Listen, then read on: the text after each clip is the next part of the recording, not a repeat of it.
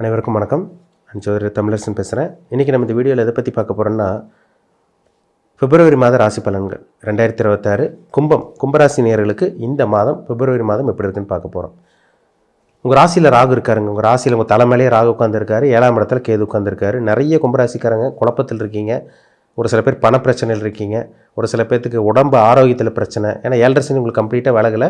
அதாவது உங்கள் உடம்புல இருந்தால் விலகி போயிருக்காரு தவிர உங்கள் பக்கத்து உங்கள் ராசிக்கு வந்து மீனராசியில் தான் இருக்கார். அதாவது குடும்பம் தனம் பாகிஸ்தானத்தில் இருக்கார்.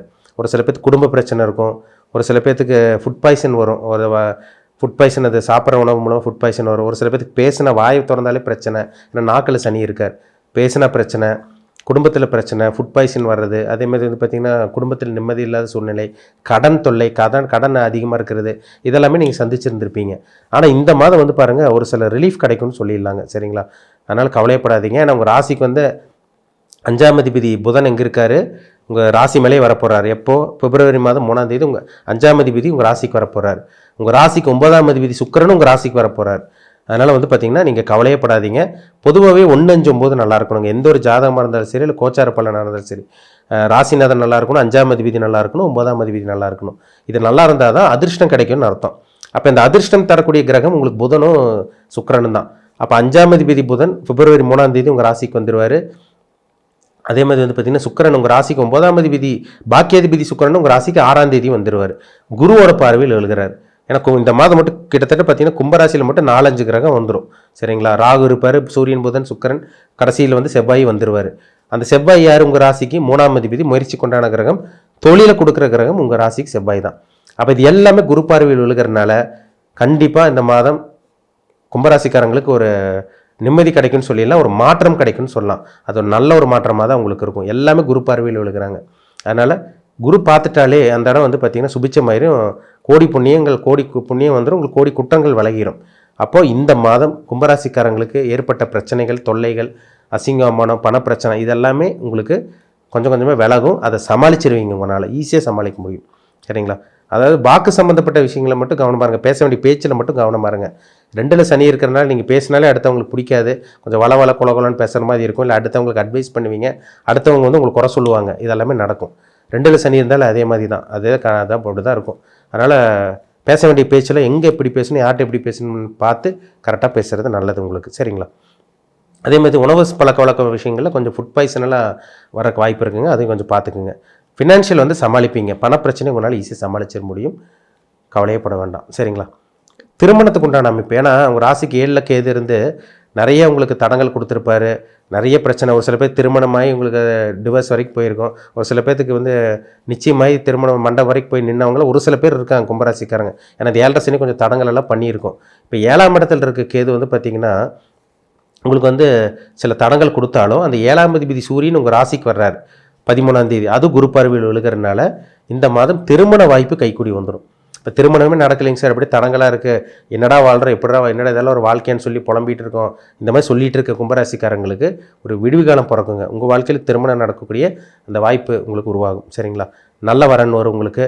அதே மாதிரி எவ்வளோ பரிகாரம் பண்ணியிருப்பீங்க, என்னென்னமோ பண்ணியிருப்பீங்க, ஆனால் திருமணம் நடந்திருக்காது, தடங்களாக இருந்திருக்கும். இந்த மாதம் திருமண வாய்ப்பு கைக்கூடி வந்துடும். நல்ல வரன் வரும். ஒரு சில பேருக்கு வந்து பார்த்திங்கன்னா திருமணமே நடக்கக்கூடிய அந்த வாய்ப்பு இந்த மாதம் உருவாயிரும்.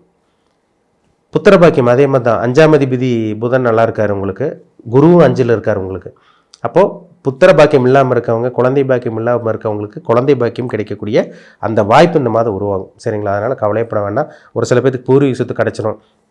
ஏன்னா கடந்த ஒரு 2-3 வருஷமாக கோர்ட்டு கேஸ் பிரச்சனை, ஹெல்த் பிரச்சனை, மன உளைச்சல், அப்படியே வந்து வாழ்க்கை நரகமாக போயிட்டு இருந்திருக்கும். வாய் விட்டு அழுத கும்பராசிக்காரங்க ஏராளமான பேர்.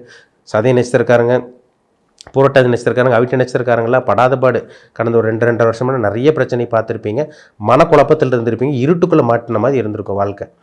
இந்த மாதம் உங்களுக்கு புதன் நல்லா இருக்குது, சூரியன் நல்லா இருக்கு, சுக்கிரன் நல்லா இருக்குது. உங்களுக்கு எல்லா கிரகமும் உங்களுக்கு நல்லா இருக்கிறனால, குரு பார்வையில் இருக்கிறனால நிச்சயமாக உங்களுக்கு அடுத்த கட்டத்துக்கு போகக்கூடிய அந்த வாய்ப்பு உங்களுக்கு உருவாகுங்க.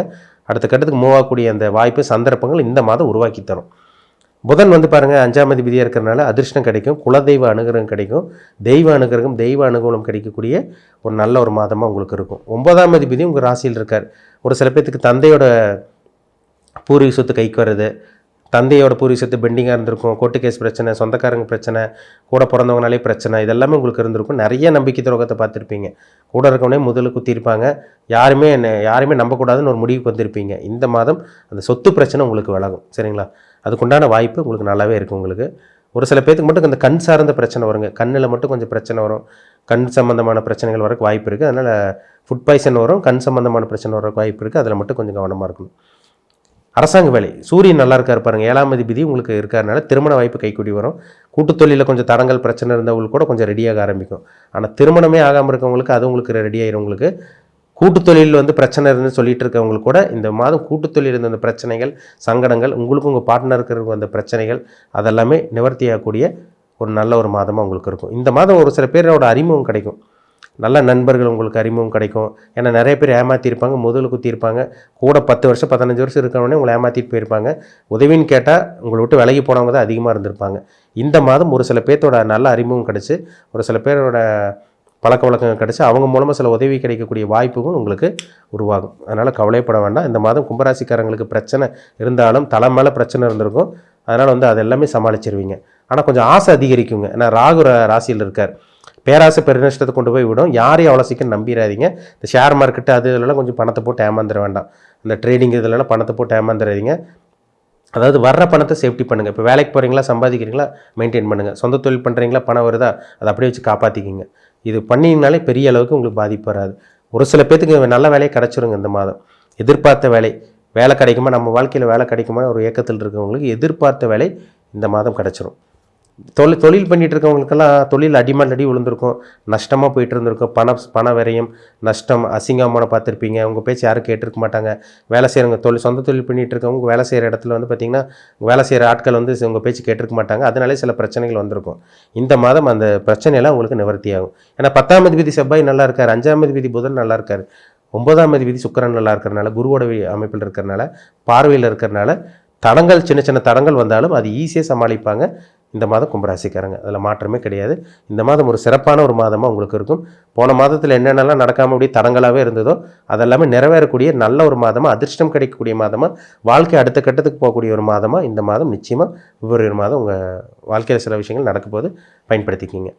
இருந்தாலும் உங்கள் தனிப்பட்ட ஜாதகத்தில் என்ன தசாபுத்தி போகுது, உங்கள் வாழ்க்கை எப்படி போயிட்டுருக்கு, என்ன கிரகங்களோட அமைப்பில் இருக்கீங்க, நீங்கள் என்ன நட்சத்திர பாதம், இதெல்லாமே பார்த்துக்கோங்க. அது ரொம்ப முக்கியம்.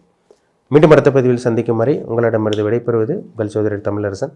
நன்றி, வணக்கம்.